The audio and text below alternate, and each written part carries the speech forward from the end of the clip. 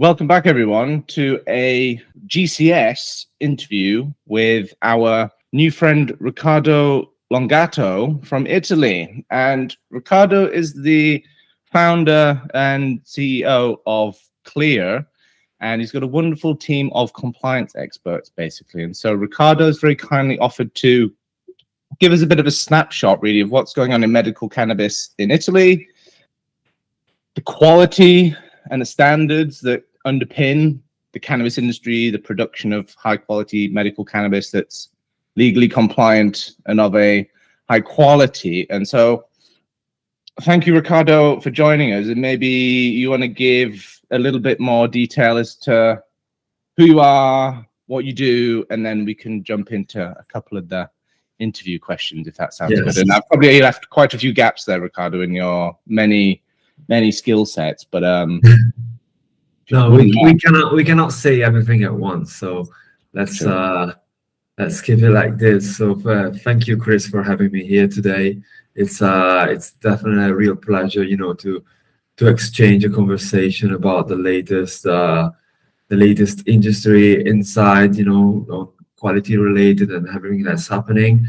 So just to give you one sentence of what we do currently in the medical cannabis industry, we help a GCP medical cannabis operator to become audit ready for EU GMP buyers.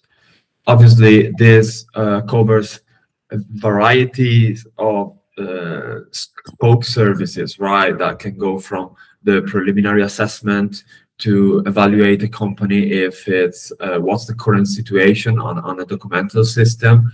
It might range to the full quality management system implementation, and also batch level specific verification that we might perform on the calls as external auditors in a specific commercial transaction. So because as we know, deals are more often won in quality of documentation, on control, and the actual ability to stand up on scrutiny. So we want to bring our expertise into this field and support companies on this matter. Yeah. Thank you, Riccardo. And I think the reason I mainly wanted to document this kind of conversation with you is I think a lot of people don't really understand or underestimate the amount of diligence and documentation that has to go into actually producing something that's of high quality and then repeatable high quality as well. And you mentioned there the batch testing, and again, I think a lot of people underestimate what and how variable batches can be, crops can be, and on the sort of patient end, if you're consuming those medicinally, you can get a whole wide range of effects depending on how that batch, that product has been managed, overseen, and again, verified at all of the stages. And with it being a plant product, as we know, it's quite variable at the best of times. And I see quite a big gap between what people think is quality and then what actually is required to meet all of the pharmaceutical standards that are there. And so thank you, Riccardo, for taking the time to walk us through it all. I think maybe the best place to start off, and what I like to ask people to begin with, is a bit about their journey into their role in the cannabis industry. So maybe you could give us a little bit of background on your sort of upskilling in quality systems and then your transition into cannabis, because I think that's always quite interesting to hear how people have built up their expertise and then created a cannabis offering, service offering for the cannabis industry. What was that like, Riccardo? And what did your family think as well when you told them about? All right. It's quite an interesting story, let's say. So I first started as an ISO consultant, right, for a certification body here in Italy. Then after a few months, I stepped into an ISO auditor for the 9001 standard, right? And to give a little bit of a context to the journey, I always been drawn to the idea of taking confusion, the operational disorder, right, that you can have into that might be a company or might be an industry, and turn them into something which is organized, and reliable, that can stand up, like I said before, to scrutiny. So, and the value that I found behind working on the ISO standards, right, is not the value that you perceive from a certificate that you might have, like you see the front end like a website, but the amount of work that is needed on the back end. That's what really, took me into considering to stepping into the cannabis industry, because it became natural, and a natural extension of this mindset, because I saw a sector that has a huge potential, but also at the same time has a huge structural weaknesses, right? And so on this point, I thought, okay, maybe I can build something. I can create a company that helps, other companies go from, okay, we do the things well, to we can actually prove, batch by batch, that we meet this specific standard. So this has been the flame that ignited a little bit my my passion and my drive. And this obviously raised from the country where I come from, which is Italy, which you also know, and many know, that has suffered a lot of regulatory burdens throughout the time, and especially in the hemp industry. And this has been the first step that approached me to this kind of mindset. Then it developed, it shaped, it improved into the medical cannabis industry, but this has been the beginning of it, right? You said two super important things there that I think I just want to touch back on. The ISO standards. Yeah.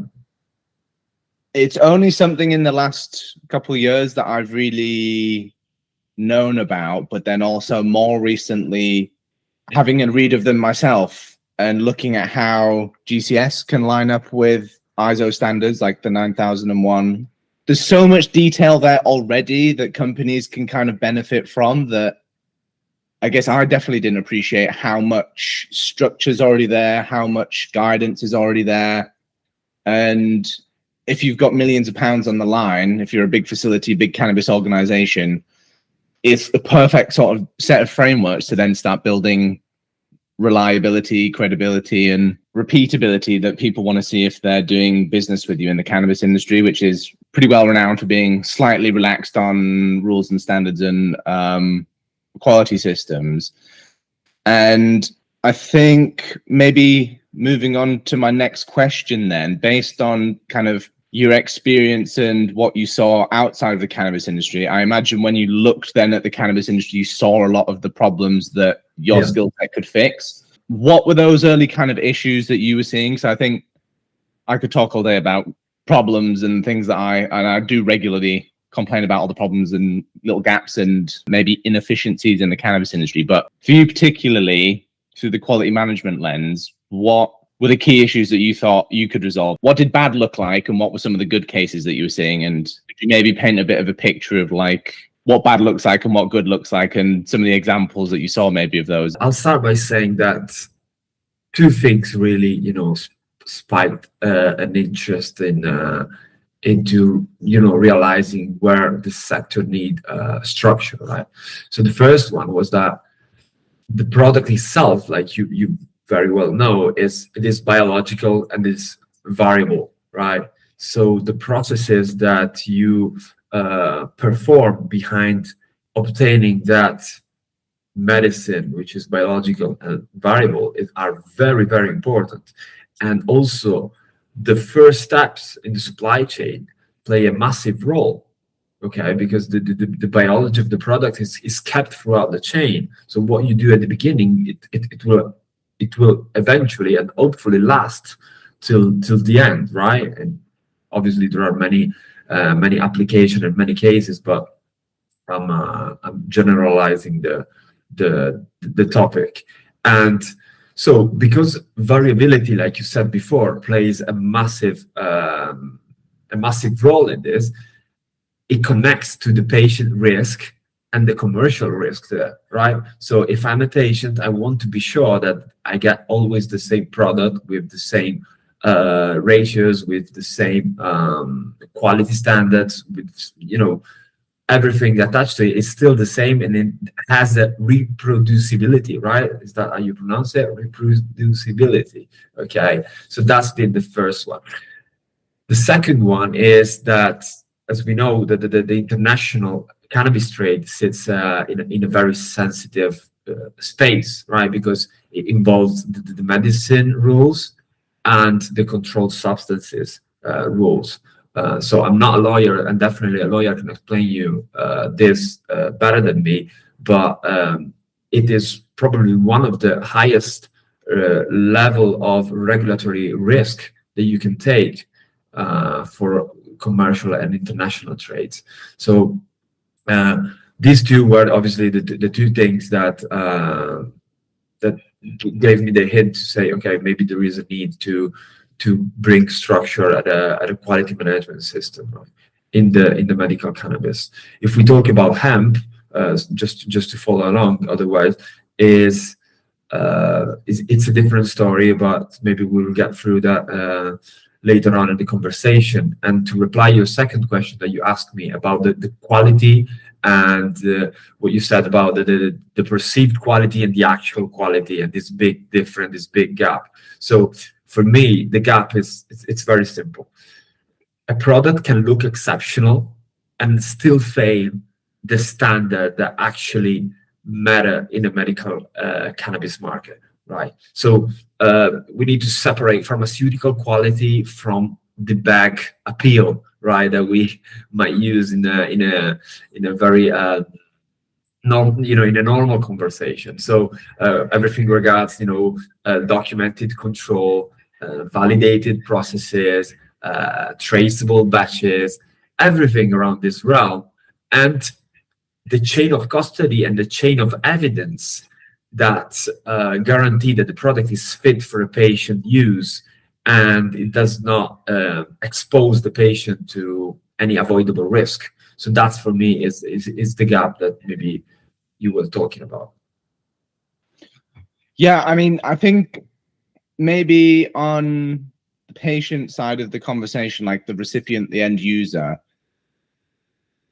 I think they're often very much focused on the bag appeal, and I can understand why clinics and maybe to a degree some pharmacies are going for more of the consumer appeal as opposed to necessarily pharmaceutical grade quality, because what may be the most stringently well-documented, repeatable product isn't then necessarily something that patients, or would be the most almost like viral kind of product to consume. And I think there's a lot of maybe branding that leaks into the medical space, and particularly for patients, they'll see a brand or they'll see maybe an influencer using a certain cannabis product, and I'm not necessarily sure that it's medical evidence or decisions that are necessarily selecting the best product for the best outcome for the patient. It's more, what do I want? What's my favorite smell? Exactly. I like the name of that one. And I think, like you said, the quality ultimately sometimes gets discarded or maybe put to the side. And like you said, again, with it being such a stringent sector, and also, I mean, this is having a big impact on people's health. I think overall the industry also needs to maybe do a better job of, okay, this is what your patients want, but this is kind of what they need, and this is kind of like the standards that we need to make sure that we're adhering to. Because I do hear it all the time from doctors and usually people that are new to the cannabis space that are trying to get into the healthcare side of things.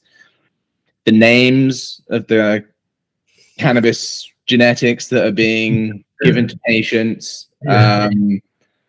And again, I'm not entirely sure that the genetics play that big of a part. It's more, I think, the chemotype and what the actual chemical constituents are of the plant. And I think a lot of people get very focused on, oh, well, this genetic's a hybrid of this and it's a hybrid of that. For the most part, that's just part of more like the storytelling and the branding, as opposed to like, how good of a product is it? It's very marketable. What can it be produced? And at a medical level, like how repeatable is the medical effect or the efficacy of the medicine that ultimately you're trying to give a better health outcome for the patient. So interesting to talk about the different ends of the supply chain. And I think a lot of the time, the medical cannabis industry doesn't really appreciate what goes into the supply of the medicines that they're prescribing or the medical products that they're prescribing. And I think doctors have quite a lot of appetite as well to understand a bit more clearly what goes into the production of what they're prescribing. Gives them a bit more confidence, but then also, I think, a bit more of appreciation for what good and bad looks like, and something that's been more diligently produced versus something that's just kind of, oh, well, we use nice soil and we've got the best seed. Yeah. There's a lot more balance. You might need a balance, between the two. I think a flower can also look beautiful. There's nothing wrong with it. It's great. But first, let's remember that has to be safe. And we can have safety without the appeal, but I don't think we can have the appeal without the safety, right? If we think in a pharmaceutical way. So if both are coming in, that's great. But let's start with the principles first, and then we can have the marketing side afterwards. So. I was going to start another point there, Riccardo, but I think maybe next question that would be quite an interesting one for people outside of Italy is, how is the medical cannabis ecosystem in Italy at the moment? How would you say it's performing? What's access like for patients? How's the clinic ecosystem as well? Like, for example, I think the UK, most of what is prescribed through the UK clinics comes from overseas and it's imported into the country. What are the kind of dynamics like in the Italian space at the moment? So I know we talked a little bit about education, but overall, at the different levels, does it work? Does it help patients? What are doctors' opinions, and where do you see the quality, I suppose, as well, of products that are being? Yeah. I'll start off by saying that Italy is absolutely a legal medical cannabis market, right? Because this has to be said, because many people might not know even, what's the current situation right now in Italy. It is pharmacy centered and state supervised, right? So we have these two entities that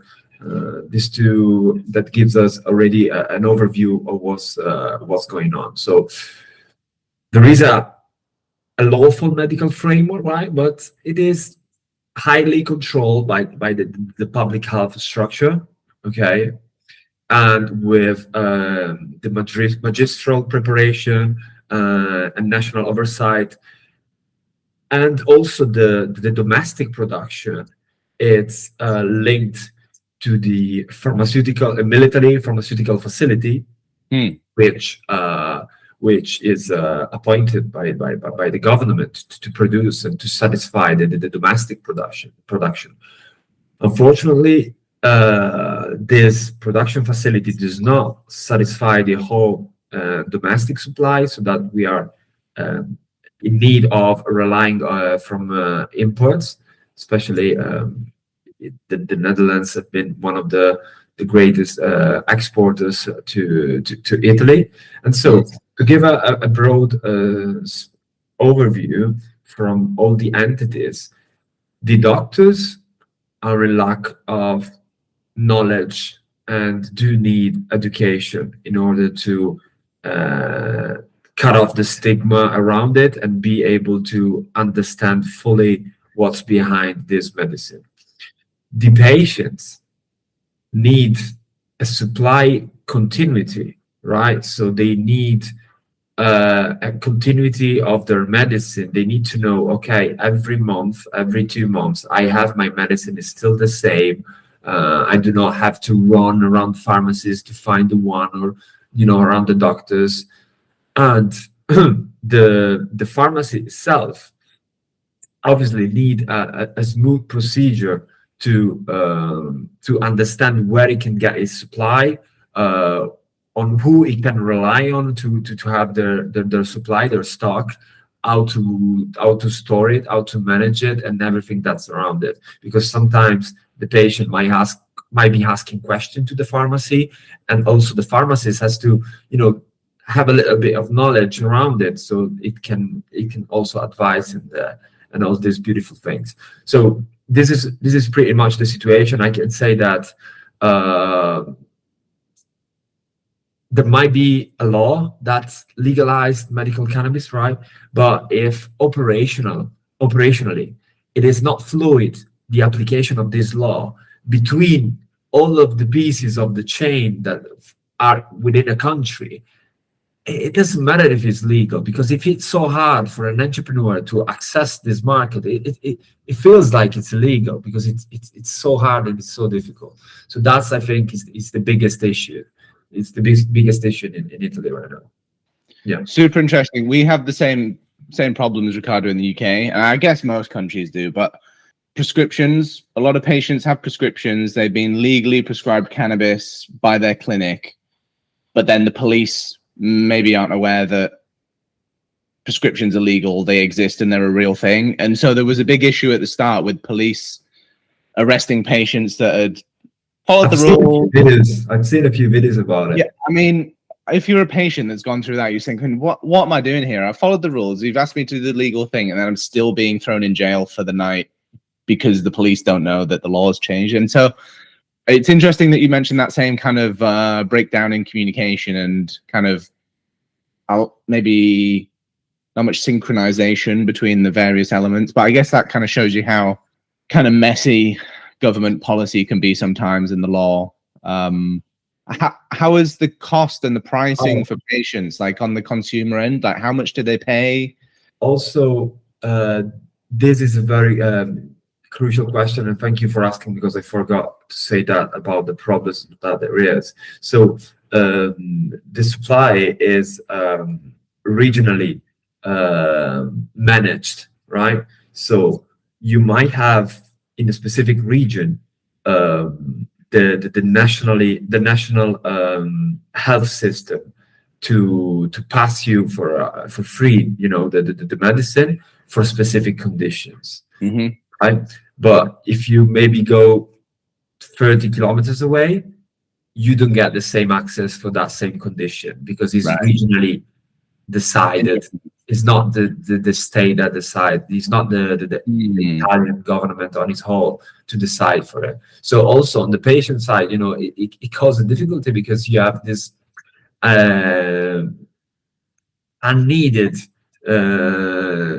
burden that you don't know for your condition where you can get your product, maybe your medicine. Maybe you travel away, you go working on in another place, and then you cannot be prescribed that anymore. Yeah.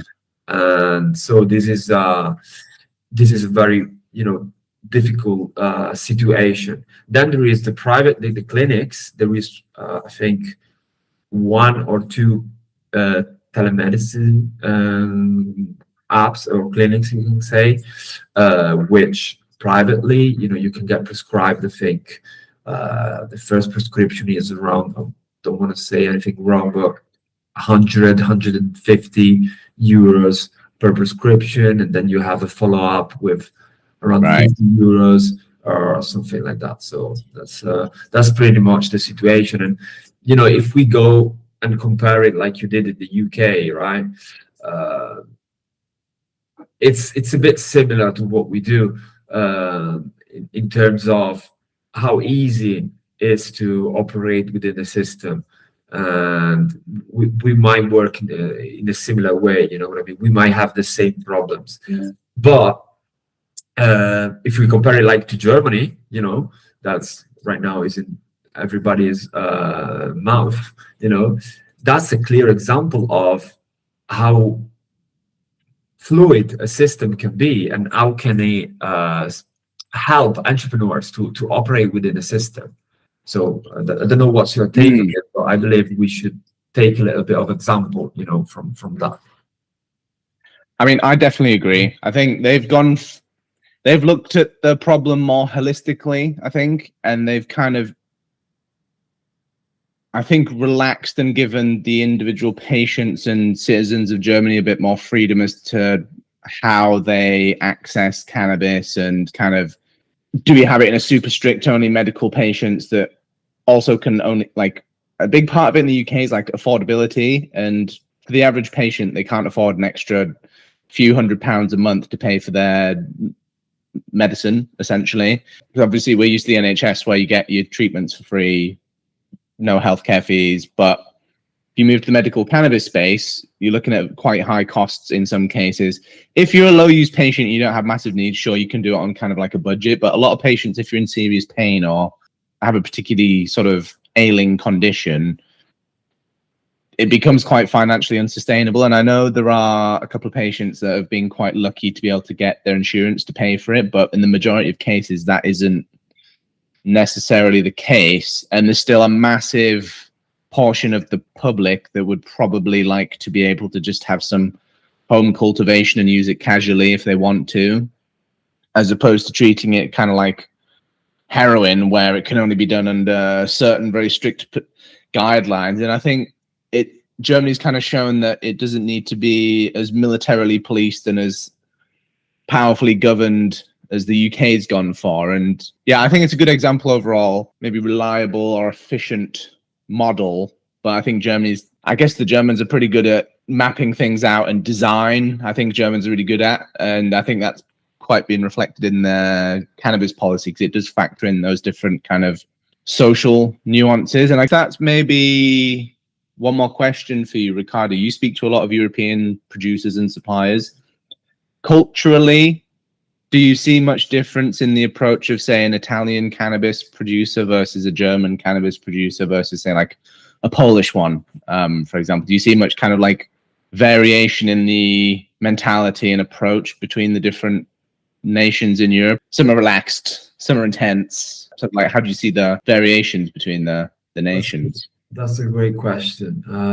So I won't say the example of the medical cannabis producer in Italy, because there are not many, so I cannot take it as an example. I might take the hemp producers, but I like to take this example between in Asia, so might say in Thailand, you know, the expectation and the quality applied in that country, and the expectation on this side, which is Europe, right?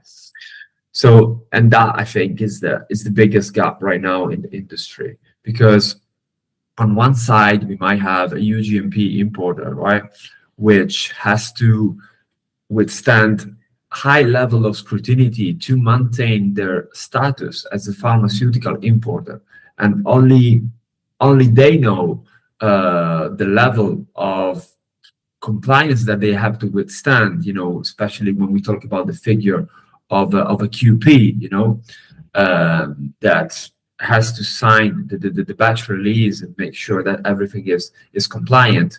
And when we go and touch the Annex 21 of the EU GMP for the importation, that's when many of the problems right now happen, because in a country which might be exporting, that is potentially Thailand, we need to make sure that the quality standards are applied at the beginning and throughout the whole chain of production. And many times a QP does not stop as a simple certificate, right? It does not stop and say, oh, here is your GACP, please get my product, right? They want to go behind this, like what I said before. They want to go behind this paper and see if there are internal audits, there is a supplier qualification in place, all the records have been filled, are contemporaneous, etc. Have been the logs, also filled and ready to show. All of these things are the process documented. They want to see these things, so they not stop at the GACP certificate and that's it. And this is when the problem creates, right? Because if I'm a GACP producer in Thailand and I think I did everything right, I invested money, I invested my time, etc., and then I have the GACP, so I think I'm ready to export, and then a EU GMP importer comes to my country to audit me, and he said, no, I cannot do this. But it's not that he cannot do it because he doesn't like you, but because if he imports that product, he is going to be in a problem in his own country, right? So it's a thing about responsibility. And I think maybe if I was a producer and I had to start right now in GCP in extra EU countries, I would first study what responsibility does a QP have in Europe in order to import my product. And only then I can back engineer my quality system in order to give the best possible batch documentation to the potential QP that is going to be importing my product, to streamline the communication and close a little bit that gap, to facilitate the international trade. I think that's a very important piece of nuance, Riccardo. Okay, you've got the paper, but then do you continue using the actual, just because you passed the test, you've still got to maintain the performance. Exactly. I guess it's like military fitness or something. Show you, okay, you passed the test to qualify, but then you've got to be able to maintain that for the rest of your career, more or less, and like hit the standards, maintain the standards as well, not just, attain them once and then don't worry about it. So then I guess my question to you is, going from that GACP to then creating a GMP approved product, what's that journey like? And then what are the main problems that you see with the manufacturers and cultivators that sometimes stops them meeting those GMP standards and requirements? I know obviously it's quite a long process, but overall, where do most companies sort of fall down, and what could they be doing better to actually live the standards and live the guidelines rather than, again, get the paper and good luck? Because I think, again, people forget about that auditing process of like, well, you go and audit your supply to make sure they're doing what they say they do. And sure, you've got a nice piece of paper, but let me come and see it in action. Where do you see most of those gaps, and what do you think is required to, bridge some of that gap? And I know you've got quite a few solutions for some of this as well, Riccardo, and a bit of a design of your own and an approach of your own. But so definitely. So starting by saying that the GACP, it is the quality foundation for the herbal starting material, right? So this is the foundation that we have, and it exists because all the aspect that might be ranging from the cultivation, harvesting, collection, primary processing, etc., do directly influence the safety that then the material, when the material enters the medicinal framework, right? So the GACP, it's not just considered as a decorative step, but is the point where the agriculture, it is becoming pharma relevant, right? So this is the first crucial step that we need to take into consideration. And when you ask me what my operators might be misunderstanding, one thing that pops up in my mind is treating the GACP as good farming hygiene, right? You cannot treat it as just as good farming hygiene, because it actually is a quality assurance discipline, that you tied and intended for medicinal use, right? That's the first thing.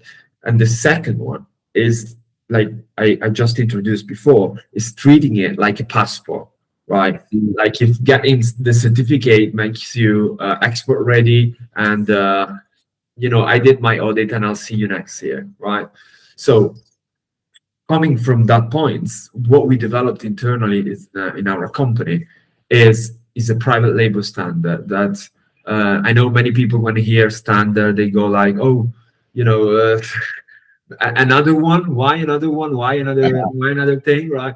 But this is for the better. So I did it with a ethic behind it, right? So what we do behind this standard, which is the CCS, the Clear Certification Standard, is that we deploy auditors in specific auditing procedure at the batch level. So because the GACP certificate, which is very important, like I said, is not actually going to assess a specific batch, and all the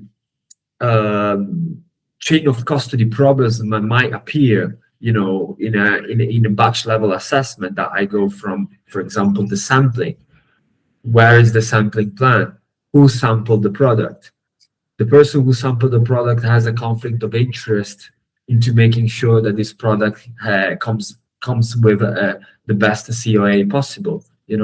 So all these aspects, by taking care from a third party external company which has no direct interest in the commercial transaction, make sure that there's trust that is always spoke in different expos and different panels comes to a technical solution, right? Because if I bring in a third party as an external entity which has a documented processes of auditing, which the standard that it applies is backed by an ISO certification body that assessed all the system and made it its own standard, that the certificate that gets out of this process is accredited and is legally defensible in commercial transaction. So it's not just, okay, I'm going to go there and do you some quality assurance work. I'll make sure that I do that.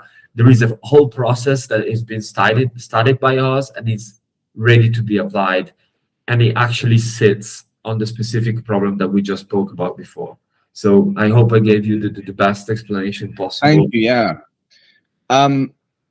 Maybe then, Riccardo, I think, and this kind of leads into why people come to you for your services, but what are the three main reasons you sort of see companies failing that kind of GMP phase of production and manufacturing? And then also, in the event that you've got your GACP certifications and GMP certifications, what are the penalties for not adhering to the regulations and standards? I think maybe a lot of people aren't quite familiar with the repercussions of cutting the corners and not quite doing the due diligence and adhering to the standards. I think on like the patient health side of things, you potentially end up with a product that gets to a patient and it harms the patient. If you're a facility, that could come back to you legally, but in terms of kind of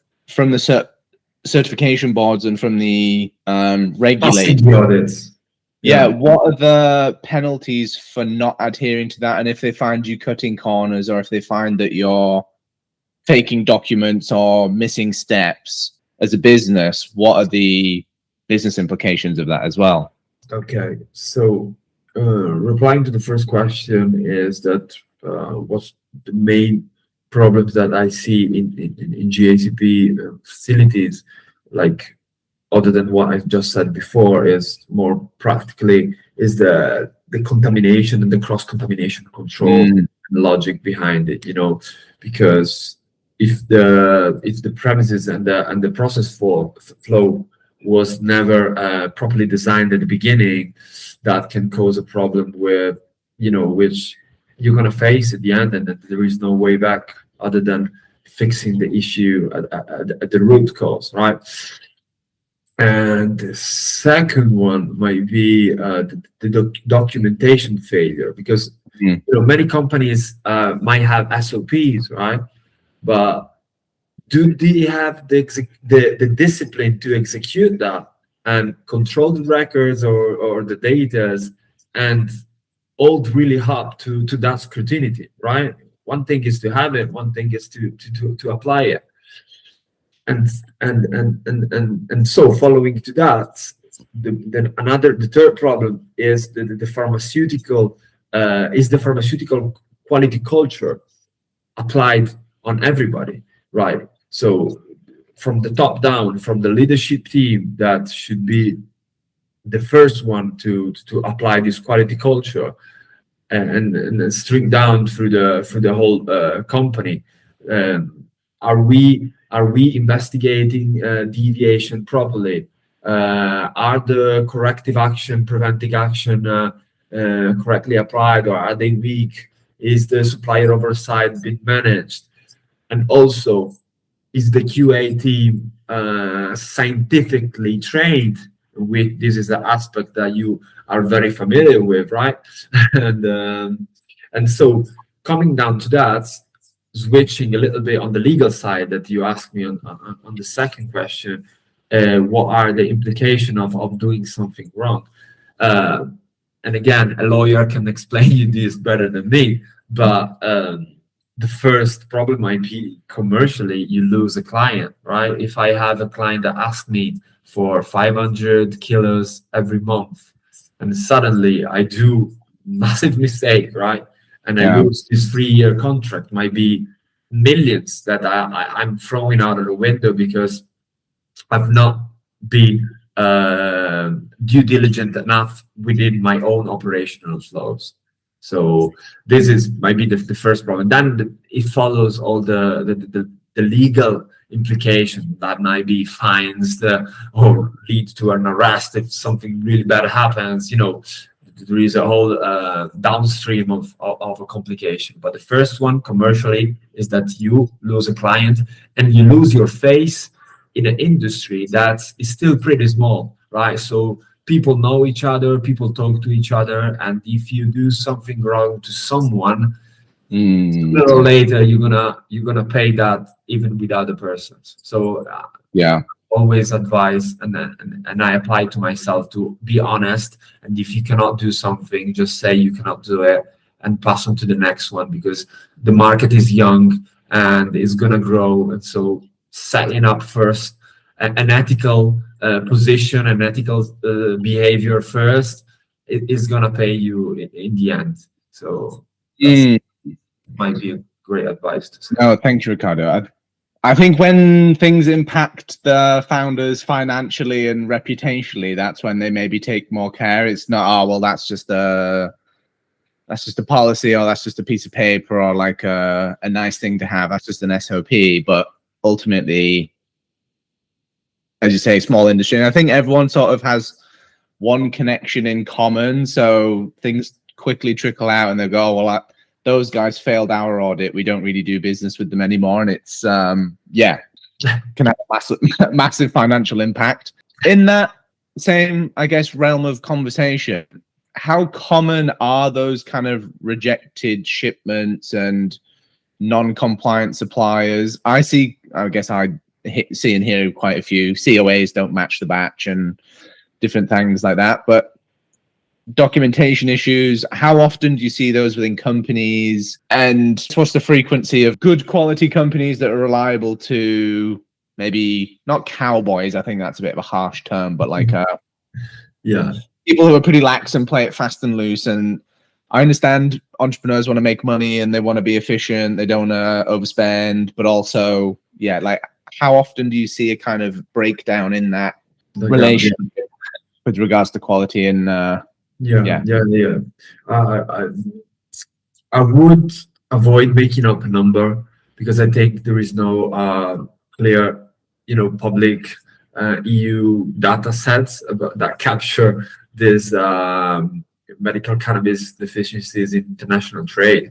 But one thing that I can say with confidence is that documentation and verification cannot be optional, right? So when a shipment fails, it is usually because it's not one lab number is slightly off, but also that might be the case, but it is because the shipment cannot be defended.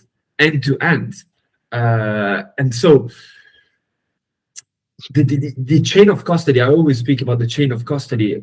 If the chain of custody breaks, that when a potential shipment might fail, because obviously the labs play a crucial part to it.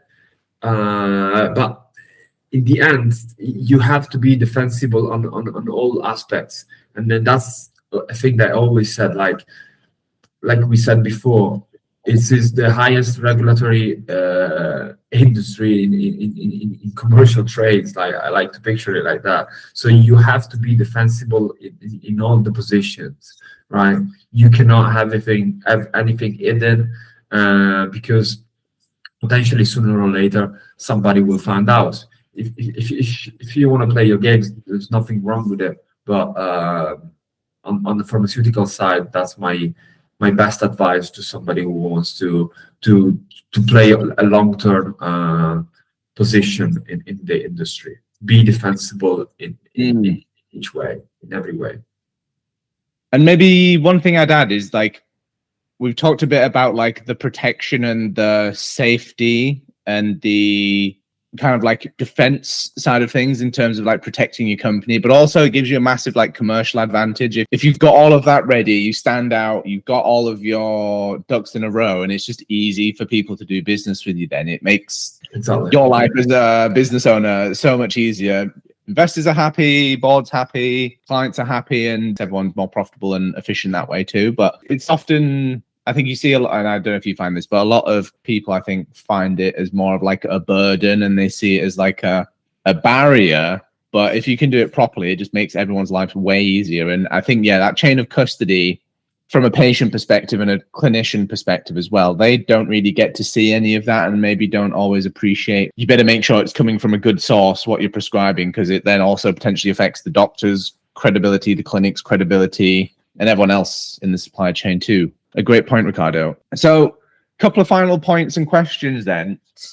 In your view, if someone wants to build a export ready cannabis operation, what are the early decisions that people should make so that they can save all of that money and headache ahead of time? Is it more efficient to work with a compliance specialist ahead of time before they've got any plans in the planning phases, or should we do it all at the end and just use it as like a final thought and do it as like a last approval process? How could people avoid all of that? What have you seen as being the most efficient and effective ways of integrating those systems into their cannabis operation? Okay, yeah. I think if you had to start from zero, from the beginning, the first one is to start with an intended regulatory pathway and a targeted target market, right? And then you design backwards from the required controls, right? Because if your product then is going into a medicinal channel, you have to design for GMP realities, from day one. Because, okay, you have this mindset, okay, I want to cultivate, but then who's gonna actually import this product? So I have to look on the other side and say, oh, these guys are very strict with quality standards. So let's make sure that from day one, I'm building a discipline of quality from the first day. And that's a point that you also made, is to hire consultants and to hire specialists for different specific areas, right? Because as you are investing in material, you're investing in genetics, you're investing in your cultivation team, you can invest in anything. You also need to invest on people that can build your quality management system, that can advise you on the best way possible of approaching also these companies, and to talk and communicate with the quality assurance team, right? Because maybe a consultant and a specialist can speak in a certain way of technical communication that can streamline potential difficulties that you might have, because you have your own expertise. So the crucial point is to leverage the expertise of others into your reality, and that's a very way of seeing the market mature, is because, like you see, maybe myself or maybe you, Chris, you have specific expertise and knowledge on a field, and by having all of these potential professionals that can help companies navigate, that's how a market matures, because you cannot do anything by yourself. You cannot be the quality team, the cultivation team, and your own supplier. You cannot. You need people around you, and especially doing it the early days and not afterwards can definitely save you money. Because if I'm building a facility and I buy the wrong panels for the walls, or the wrong doors, etc., you're spending money that then when the auditor comes in, he says, "Oh, I'm sorry, you have to change everything, and then let's get back to the beginning." And you're like, "Oh, I didn't know this." But if you spend it a little more on a consultant to say that, maybe you could have saved a few grands and kept it in your pocket. It's always easier to get the plan at the start than have to go back and then refix it. I see a lot of like cultivation consultants often see the same thing in like the cultivation practices. They're like, well, you've got this equipment to cultivate the cannabis, and you've got the wrong one for this, that's not compliant, and then you've spent the God knows how much money on all of these pieces of technology, and they're just not fit for purpose. So often I think ultimately, like, getting the advice earlier and ahead of time, it saves you money down the line as well. It's more of like an investment in the longer term. And I think when you end up having to go back and rehash and refix and fill those gaps beforehand, it just ends up slower, more delayed, and expensive and something painful. It is also training for yourself, right? Because by working with a specialist or a consultant, you get at the end, you get training for your own profession. Maybe in a year you're gonna change company, you do a different business. I always see, and this is a personal thing, but I always see the founder journey, relevant to do your potential application into different industry throughout your entrepreneur journey, right? Because let's say me and you work together, right? You might be getting knowledge from standards, etc., and might be getting knowledge from you. And maybe in a few years, I'm gonna be leveraging this knowledge that I got from you, right? So never close yourself into a specific niche and just think, "Oh, I'm gonna stay here for the rest of my life." I always see as a constant growth phase, and that can be applied also to your company. So that's an approach that if applied by everybody would be fantastic. I think. It would make life a lot easier now. Yes. So I've got a couple of semi-rapid fire questions for you, Riccardo, to kind of wrap up and consolidate what we talked about. I'll give you plenty of time to think about them, though. It's not going to be. That's right. Give me the answers, Riccardo. So what would you say is the most overrated concept in cannabis that you hear about? Okay, that's pretty easy. Oh. Yeah, that's pretty easy, and it's to see premium as purely a visual label. Right? Premium as purely a visual label, because in regulated medical cannabis, quality cannot just be a branding objective, but must be documented, controlled, and testable throughout the whole supply chain. So this is super interesting answer. What would you say is the most underrated risk? Chain of custody integrity. So build an evidence chain throughout all the steps and be defensible on all the steps. That's very nice. These are definitely perfect clips, Riccardo. One thing that every CEO should understand about GMP? One thing a CEO should understand about GMP, that you can delegate the tasks, but you cannot delegate the accountability of the company.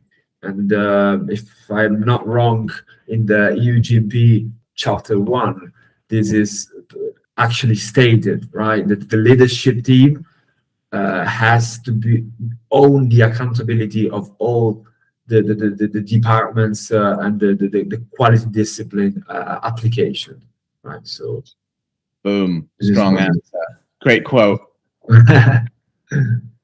One mistake you see repeatedly, constantly. That's attached directly to what we discussed before, because companies, that build operation first, and then they try to add standards later. So that's we'll just buy the land, we'll just get it made, and then we can worry about standards, as opposed to get it built into the framework from the start. Study first and then do later. Boom. I'm going to do rapid fire again, Riccardo. I think this is good way of going through the topics. Yeah, you can do all rapid fires. Yeah, we could do that. We could do it in 10 minutes, really, couldn't we?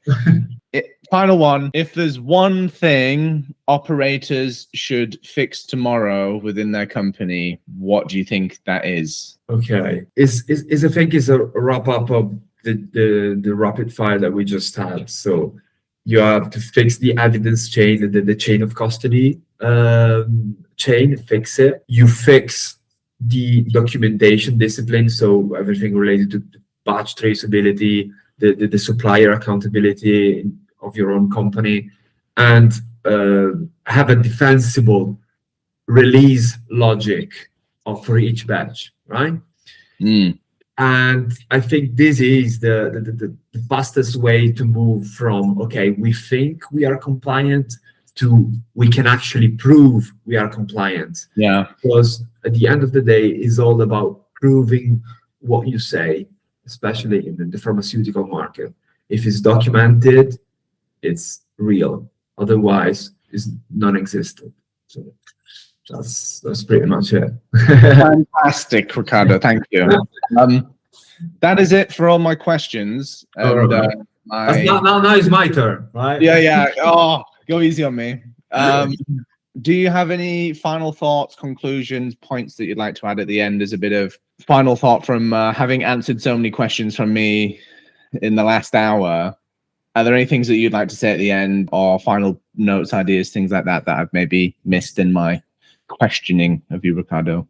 No, I think all your questions were great. One thing that I can add is that this topic that you're bringing on, and the capacity of yours to put yourself in front of a camera and bringing people from different countries and educate people and share knowledge and share conversation is the way of actually developing a market, not just for yourself, just your company, but also for the overall industry, which is in need of knowledge, in need of growing. I myself, I am in need of knowledge all the time. I would like to study all day, but we also need to run companies. So you are in between of being a student and being an entrepreneur, right? So this thing that you do of also chunk it up for people in order to have these little pills that can maybe have a watch during the day, it's fantastic. So I'm very grateful to you that my pleasure. I'm grateful to the person that introduced us. Great point. Yeah, we need to say thank you to Sita Schubert of the EU MCA for introducing us, and big thank you, Sita. And we're going to get Sita on the podcast next, as well as all right, that's great. So as a punishment for introducing us, but thank you, Riccardo, for taking the time to walk everyone through all this, because obviously it's quite a lot. It's quite a nuanced topic.